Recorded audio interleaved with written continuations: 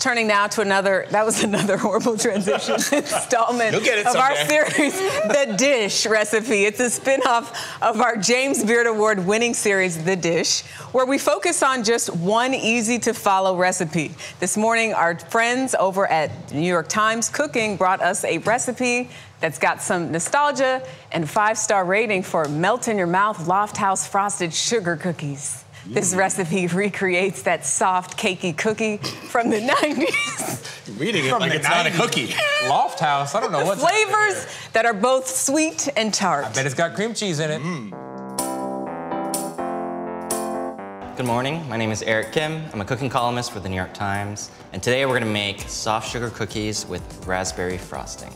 This is the nostalgic cookie of my childhood.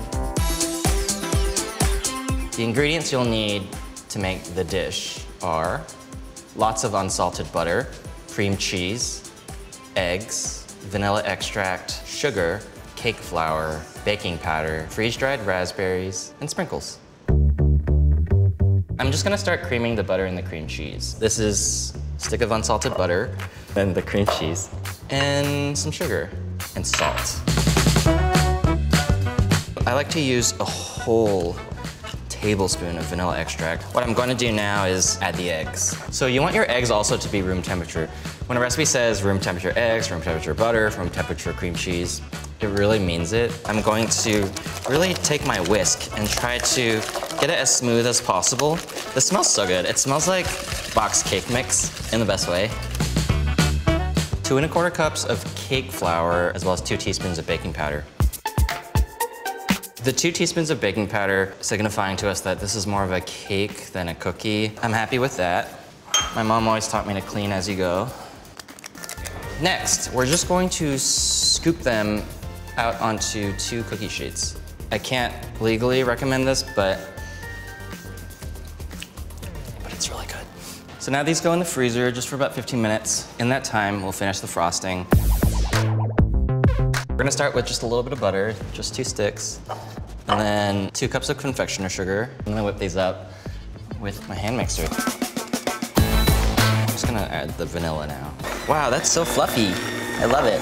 A pinch of salt will do you wonders in this recipe. The final ingredient is the most exciting ingredient, freeze-dried raspberries. To me, they're just a concentrated raspberry.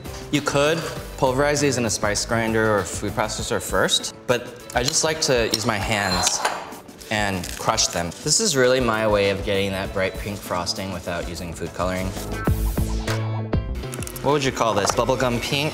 Barbie pink is what I like to call it. My goal in the next 30 seconds is to really whip some air into this. I wanna like double the volume so that it's so light and fluffy. And we're in the home stretch. These little blobs have been freezing just for a moment until they're easier to handle. And you just wanna roll them into little balls. Now that the cookies are all rolled out, we're just gonna bake them in a 350-degree oven, and they only need about 13 to 15 minutes.